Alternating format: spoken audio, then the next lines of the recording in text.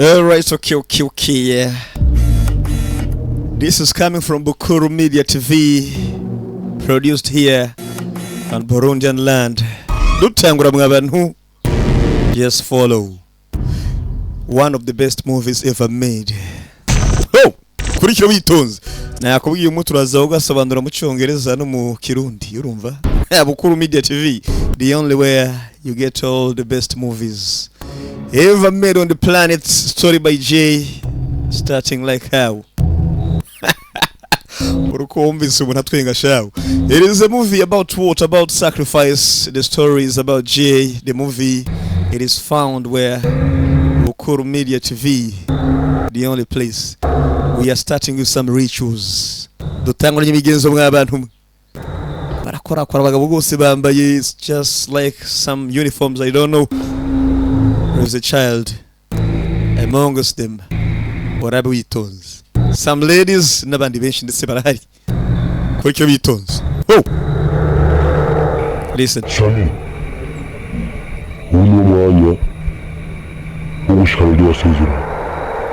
This is the time to fulfill what you promised. No mwanya ndetse wo gushitsa ibyo wasezeranye. Kurikira bitonze. The movie is entitled The Sacrifice of Blood. Ngo ni gitambo cy'amaraso. Kimazi cy'amaraso. Oh, bring the knife. Sarimbo gitawe. Sami. No. That is my child. Remember, it is my child. Ibuka n'umwana wanje Sami, no mwana wanje. Sami. Don't waste my time, my boy. Bring the kid here. The boy is about to be sacrificed. You know, some people, they are just looking for money. Looking for wealth. They use whatever means they have got to make ends meet. No. Some dreams here.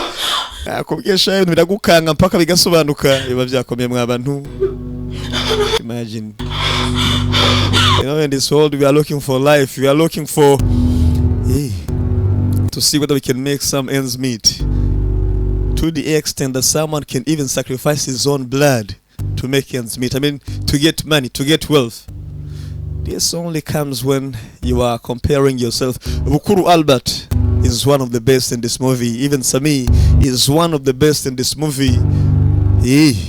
Barakubwira ngo tuyisenge Jacqueline nabo ukamenya bakarimwo cyane. Nakubwiye ngo ibitambo by'amaraso biratangwa hanze. You see someone just being poor, instantly ukumva umuntu ngo yabaye umukire. You never know when. Ariko biraba ugasigara wumiwe rero. You just see some containers from United States. Ama container gatangura kuza mvura magufuri. Sifa kumuzi ariko mwabantu mwe. Biba byakomeye. Bakunda ukizaneli nabo karimu ngo ndetse nirakoze Rahabu. I don't know Rahab from the Bible. Some actors and actresses here. Mama Pasteur. It means the woman of the past. The wife, the better half. We are starting a movie like this. In what? Ikimazi cy'amaraso season. The human sacrifice or the sacrifice of blood. It just happens just like that.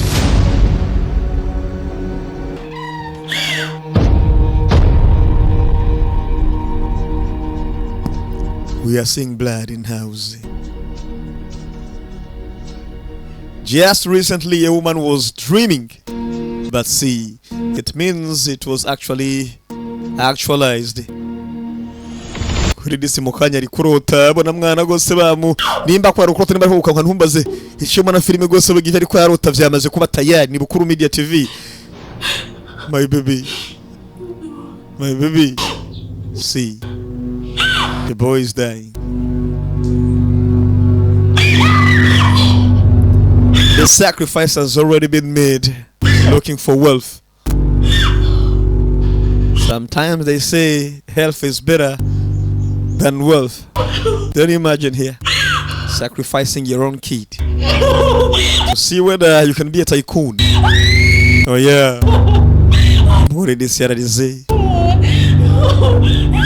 You will never know the extent of the love except from a woman.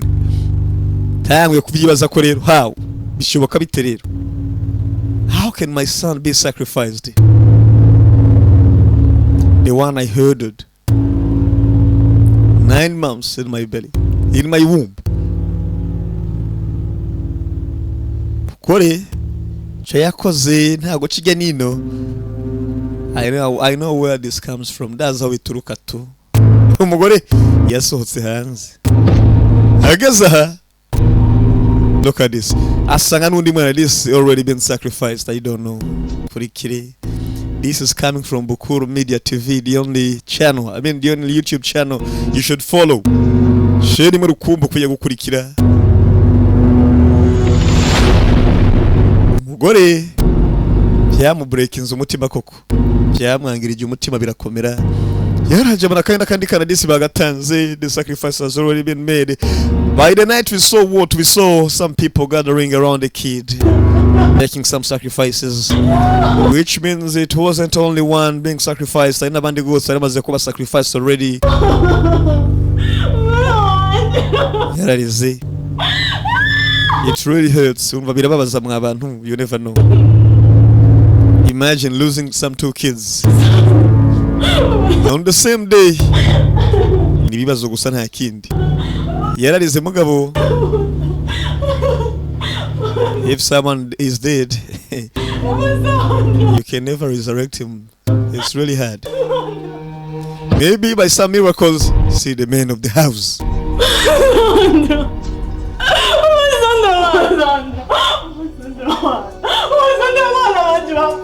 My children are already dead. The man did it, knows everything. They have been sacrificed. How come? How can they be dead? They are dead. Imagine your children are at school. They are already at school. They are heading for school. The driver has taken them. Arigiye bakugira umusazi ngabana bagiye kwishure gute kandi bajya kwishure bate umuntu. Umugore ko yabonye bapfuye. Let me show you. Ingonze nkwerekerega. Sasa umugore ageze aha. So, wife, what is it? There is no sign of the kid. The husband is saying, your children have already left for school. But yes, no, I've seen him lying there. Namubonye gusa arambare hari. Hey, where? You could bari bimaze byatanzwe, you never know. Surakeka byogenda gute nubundi. And I keep thinking, what actually happened? We saw some rituals by night. You are drunk, you see? I swear, I have seen my children lying here. They are dead, just like they have been sacrificed. Let me show you, Sandra, okay? Ndiriko Sandra sendabi.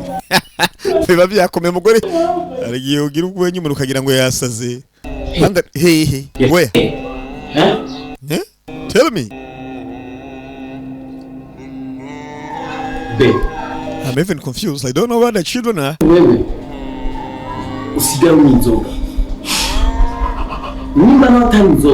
Kiboregwa tu niko bigaragara. Insinga nizikwana ko neza umutwe ukaba karabaye. The woman is being crazy. Arikubara amaguru. I saw Sandra here, down here dead. I swear, my husband, I saw Sandra here, lying dead. I know when Sandra bugiye arambara yapfuye mugabo wapi. Mugabo ati gose bugiye you are drunk. Usigaye unywa. Nta nubwo uri tipsy muri miss. Usigaye uri drunk. Utegereza kuba uri sober. You need to be sober. Sober up. Barakwereka. Kwaraje mu rugo preparing some furnitures.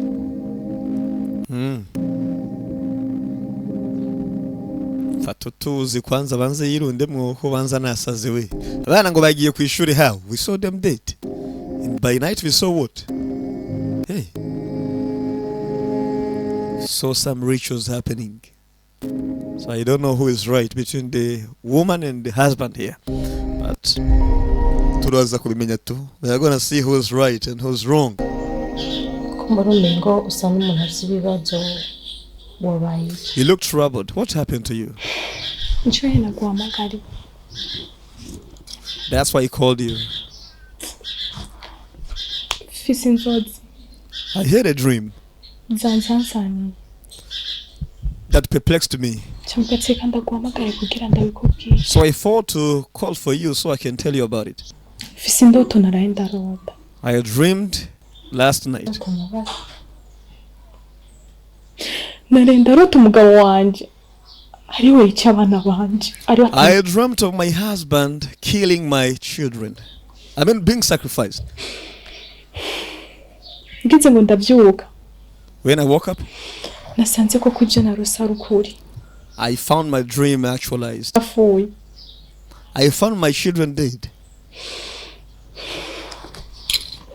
Cyandabibwira. Sindoto zibukuri. So I told my husband. Haza kumubwira. Kuje nakomeye neza mu mutwe. Yafashe nkaho nasa. He made it look like I'm crazy, huh? Shatugenda mu cyumba.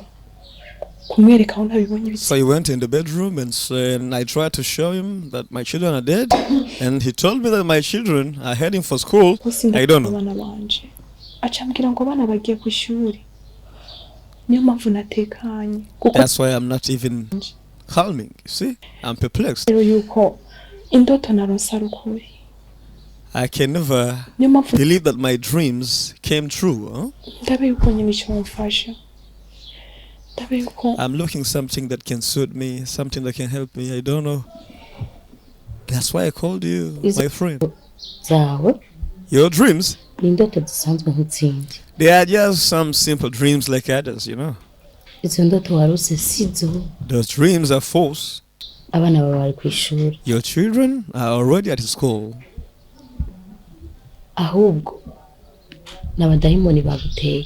You should rather know that there are some demons. I mean, you are taken by evil spirits, you know.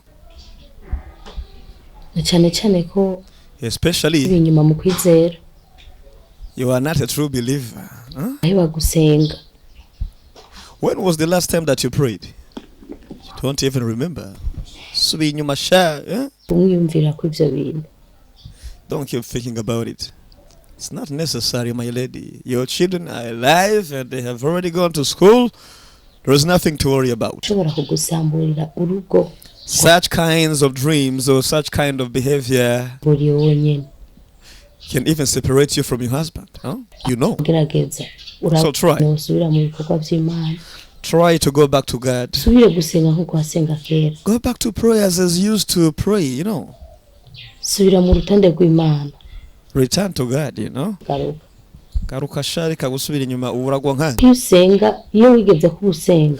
When you used to pray, when you go backward, sometimes the devil takes you by surprise. Yeah? So he can use you in whatever means he wants. That's why you need to return to the God's plan. I mean, original plan. Go back to God. That's the only thing that can even help you, you know. Subira ku Mana rero. Utonde rw'Imana usubire gusenga cyane kandi usengere n'urugo rwawe rwose. Nicyo usabwa nta kindi. Urashaka kuba ari ibyo. Hama reka dusenge. Abakristo babura gusenga biragoye. Kadusenge kugira ngo tugusubize ku rutonde rw'Imana bigende neza. Kubandanye bigenda neza.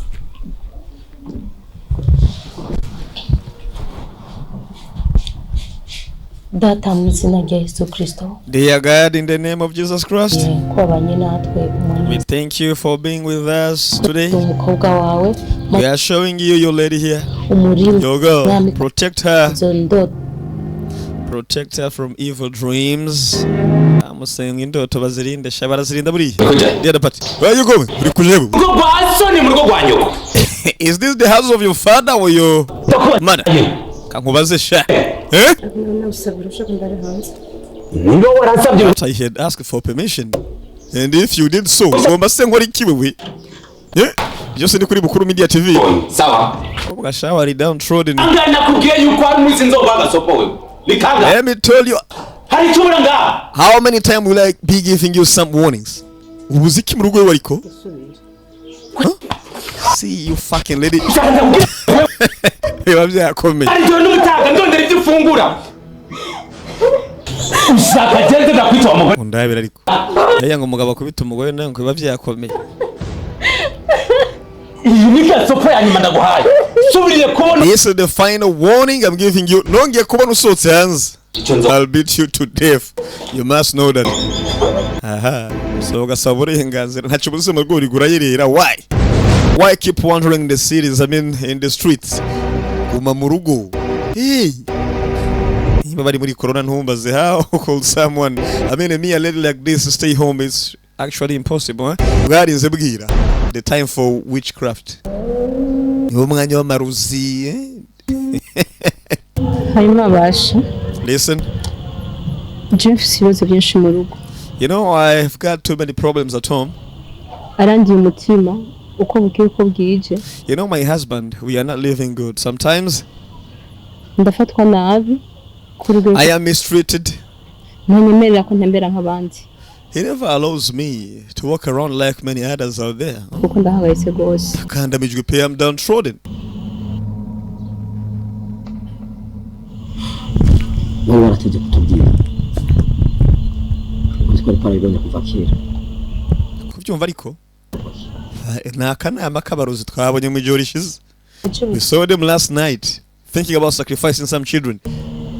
Nimba zari inzo z'umugore, nimba byari reality, you never know, but we keep watching here. Don't worry my sister, ntugire ikibazo. Don't worry, icyo kibazo cyawe tugiye kukigufashamo. turakigufasha musha n'ivumbi ritumuke. Humura, Gira kubuza amahoro inzovu. Ujya mugabo wawe ameze nk'akanyegeri, nawe umeze nk'inzovu. Turazi icyo tugiye gukora. We know what we are going to do. Don't worry, we're going to solve it. So you can have your liberty to walk around anytime you want, huh? Turabikora. Nakana ya mashaka bakurambere. Some of them are witches, others are wizards.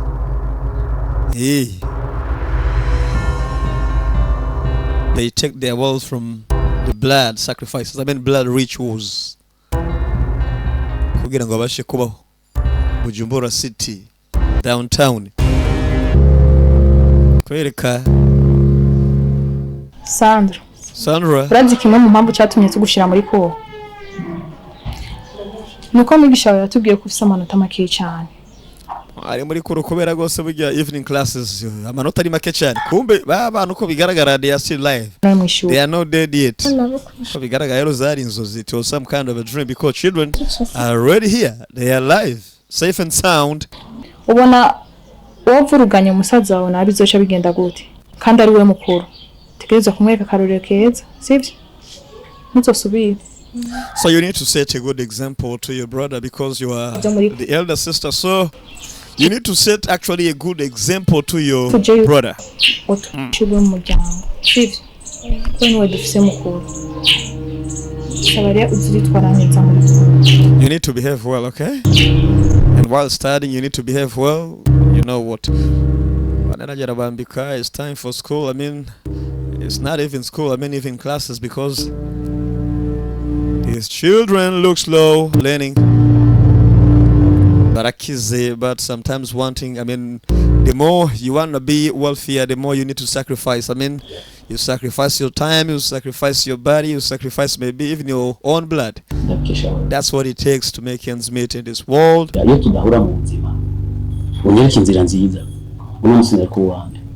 to show you a good way. You know the life I have. Thank you so much. Okay. My brother, ndagushimira cyane for what you did. You showed me the way. It's actually good for people who are grateful. Ntibikagushima sha, les peuples qui sont reconnaissants. Barakwereka ruwaje. Okay. Sasa.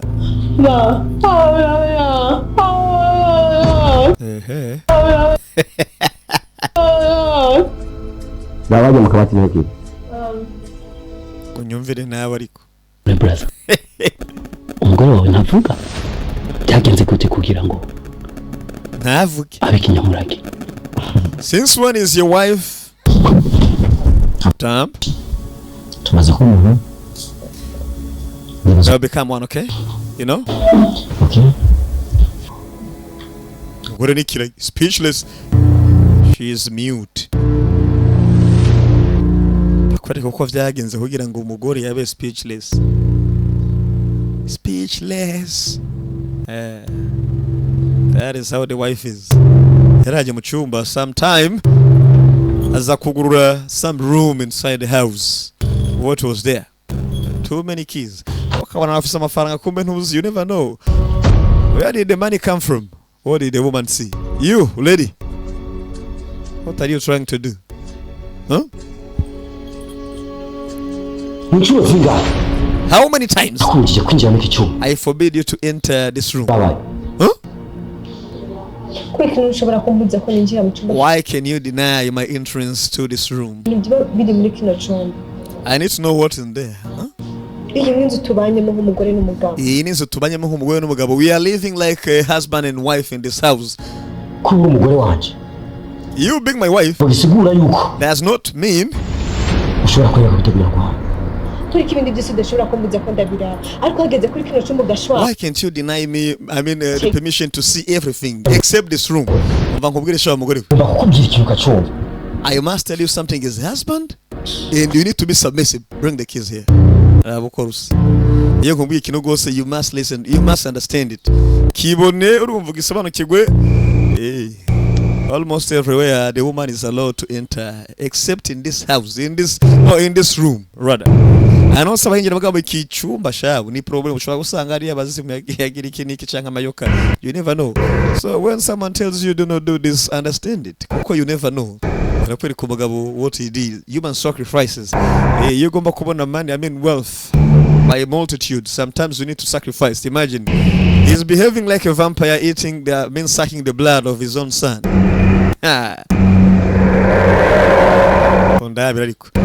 So the wife woke up in the middle of the night finding his husband sucking blood. The husband is an iblis, he is a devil. He's the devil in the human flesh. Imagine the father sucking the blood of his own son. This is taboo. To be continued. We are going to continue the second episode. This was the first episode ever. We are continuing, okay? Karikova kuri Bukuru Media TV, the only TV that entertains you the most. You need to stay updated and entertained at whatever cost here. That is what we do to keep you happy. Huh? Some cast here, Bukuru, Samueli, Sami, Arimgo, Karahabu, Mvura. All those guys, the best actors we have got here in the country.